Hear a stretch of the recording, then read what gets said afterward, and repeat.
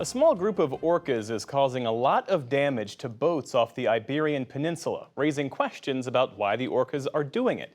Stephanie Tsai looked into it and has this report. In the middle of the night last October, Artur Napolião was sailing miles off the coast of Portugal to deliver a boat to a client. As a professional skipper and sail instructor, it's a journey he's taken many times before. At 4 o'clock a.m., it was my turn to go sleep. So I went down, I start taking my nap, and 30 minutes later, boom. He ran up to the deck to find the boat surrounded by a pod of orcas. They messed around for 5 minutes, and then they went to another boat, more far away from me, like 1-2 miles. But the pod returned, not once, but 3 times, the visit spanning over several hours, well after sunrise. I got really scared until I see the orcas and see their movements and how gentle they were when I stopped the boat. In the past 3 years, hundreds of boat and orca interactions have been reported off the coasts of Portugal, Spain, and Morocco. According to the Spanish research group GTOA, in 2022, there were 207 reported interactions in the Strait of Gibraltar alone. The strait is a narrow waterway that separates Spain and Morocco, and the meetings are not always gentle. Just last month, killer whales surrounding a boat sailing through the Strait of Gibraltar were met with loud noises, an attempt by the crew to scare them off. The pod rammed the boat continuously for over an hour, managing to remove the rudder.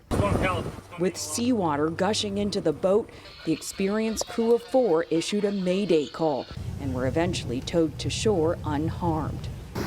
In another recent instance off the coast of Spain, 3 orcas repeatedly struck a yacht, causing it to sink entirely after Spanish Coast Guards rescued the crew on board. We have we are having 1 incident every day in average. Okay, there are days that we have 2 or 3.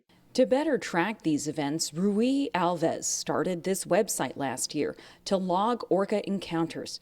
It connects a network of sailors who share geographic locations of sightings and attacks along the Spanish and Portuguese coasts. This map shows incidents reported just this month. So for me, it was the idea, if you spread the word about something that happens in an area, people will avoid that area. Maybe they will keep the boat and say, I don't sail today because there are many orcas at that point. I will sail tomorrow. Or maybe I will go in other direction. Orcas living near the Iberian Peninsula are a distinct subpopulation and a critically endangered one. But why these orcas are repeatedly damaging boats is something experts are trying to understand.